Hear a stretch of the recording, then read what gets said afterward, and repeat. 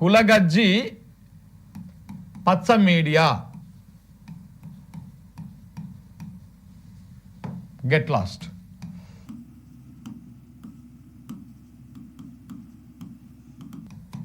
బరాబర్ ఇది చేయాల్సిందే, మీరు వెళ్ళిపోవాల్సిందే. కులగజ్జి పచ్చ మీడియా గెట్ లాస్ట్.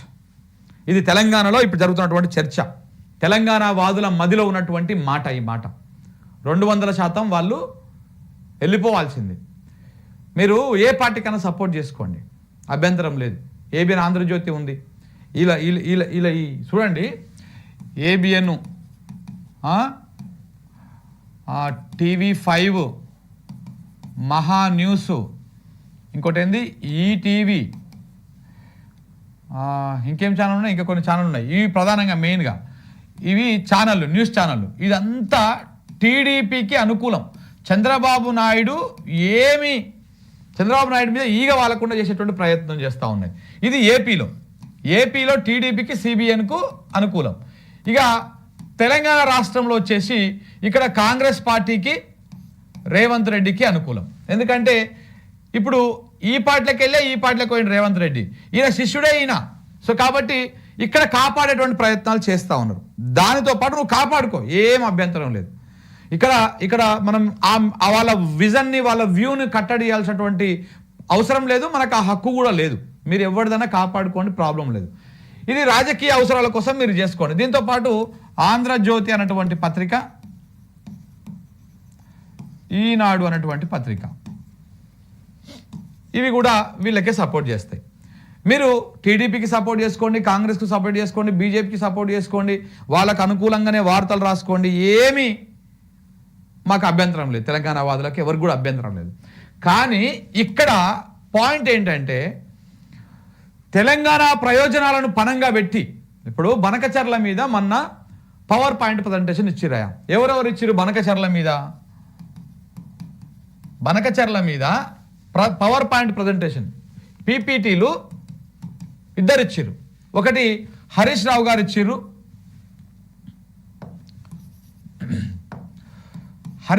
ఇచ్చిర్రు, ఇంకొకటి రేవంత్ రెడ్డి గారు ఇచ్చారు. హరీష్ రావు గారు ఇచ్చినటువంటి పీపీటీనేమో తెలంగాణ ఇంట్రెస్ట్లో ఉంది. మీరు చూడండి, ఒక్కసారి అబ్జర్వ్ చేయండి. అక్కడ ఏ రకమైనటువంటి రాజకీయ ప్రస్తావన కానీ అట్లాంటివి ఉండవు. తెలంగాణ ఇంట్రెస్ట్, తెలంగాణ నీళ్ళు ఎట్లా పోతా ఉన్నాయి కిందికి, ఏ రకంగా కిందికి పోతా ఉన్నాయి, ఏ రకంగా అది చేస్తూ ఉన్నారు, దోసుకపోవడానికి ఎలాగ ప్రయత్నాలు చేస్తూ ఉన్నారు అని చెప్పేసి నా బనకచర్ల ఏంది, దాని కథ ఏంది అనేది స్పష్టంగా పవర్ పాయింట్ ప్రజెంటేషన్ ఇచ్చిండు. ఈ వార్తని, ఈయన ఇచ్చినటువంటి పీపీటీని ఈ ఆంధ్రజ్యోతి కానీ, ఈనాడు కానీ, TV5 కానీ, మహాన్యూస్ కానీ ఏవి కూడా ఒక్క సింగిల్ లైన్ కాలం కూడా రాయలే. ఈడ హరీష్ రావు ఇచ్చింది ఒక బీఆర్ఎస్ నాయకుడు లెక్క మీరు చూడాల్సినటువంటి అవసరం లేదు. అట్లీస్ట్ అందులో ఉన్నటువంటి విషయాలన్నా గమనించి మీరన్నా సొంతంగానన్నా రాయాలి. ఆయన ఒక మాజీ మంత్రి, ఆయన ఎన్నిసార్లు 3 సార్లు మంత్రిగా పనిచేసిండు. ఉమ్మడి రాష్ట్రంలో ఒకసారి, ప్రత్యేక తెలంగాణ 2 సార్లు మంత్రిగా పనిచేసిండు. అపారమైనటువంటి అనుభవం ఉన్నది ఇరిగేషన్ మీద. కాబట్టి ఆయన ఇచ్చినటువంటి పీపీటీ మీద ఒక్క అక్షరం ముక్క రాయ, ఇదే ఆంధ్రజ్యోతి, ఇదే వెలుగు, ఇదే ఈనాడు పత్రిక. అదే రేవంత్ రెడ్డి గారు పీపీటీ ఇచ్చారు, పెద్ద పెద్ద అక్షరాలు పెట్టి రాశారు, పెద్ద అక్షరాలు. మరి ఎందుకు పెట్టిరు? ఈయన ఇచ్చినటువంటి పీపీటీ చంద్రబాబు నాయుడికి అనుకూలంగా ఉంది కాబట్టి ఈయన ఏం చేస్తాడు? రేవంత్ రెడ్డి గారు పీపీటీ పెట్టినంటే మొత్తం కేసీఆర్ఏ నాశనం చేసిండు, కేసీఆర్ అదే అయిపోయిందని చెప్పేసి ఆ గంట సేపు మాట్లాడితే అందులో 80% 90% అంటే ఆ 50-55 నిమిషాల పాటు కేసీఆర్ తిట్టే పనే పెడతాడు. లాస్ట్కు మేము చంద్రబాబు నాయుడు కడుతున్నటువంటి ప్రాజెక్టుకు ఒప్పుకోము అని ఒక మాట అనేసి పోతాడు, అంతే.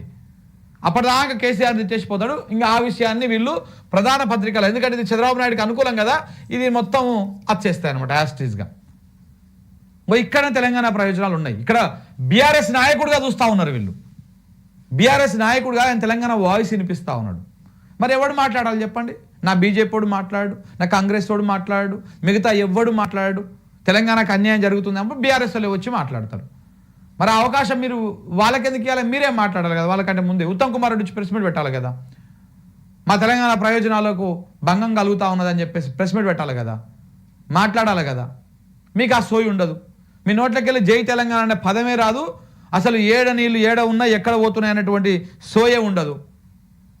వాళ్ళు వచ్చి అరే నీళ్ళు మన మీద కుట్ర జరుగుతూ ఉంది, అరే మనం ఇన్నేళ్ళు కొట్లాడి తెచ్చుకున్న తెలంగాణ 10 ఏళ్ళకెళ్ళి మనం నిమ్మలంగా మన సుక్క నీళ్ళు పోకుండా మనము కట్టడి చేసినాము, మన నీళ్ళు మనం వాడుకున్నాం, మనకు దొరికిన కాడికి మనకి ఎట్లా ఎన్ని వాడుకునే అవకాశం ఉంటే అన్ని వాడుకున్నాము అని చెప్పేసి వీళ్ళు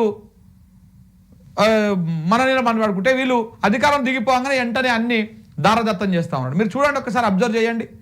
రేవంత్ రెడ్డి గారు ముఖ్యమంత్రి కాగానే ఆ కృష్ణా మీద ఉన్నటువంటి ప్రాజెక్టుల మీదకి వాళ్ళు టేక్ ఓవర్ చేసేస్తారు. మొత్తం నాగార్జున సాగర్ డ్యామ్ మొత్తం వాళ్ళు టేక్ ఓవర్ చేస్తారు. ఆ ప్రాజెక్టులని కేఆర్ఎంబీకి అప్పగిస్తూ ఈయన సంతకాలు పెట్టి వస్తాడు రేవంత్ రెడ్డి.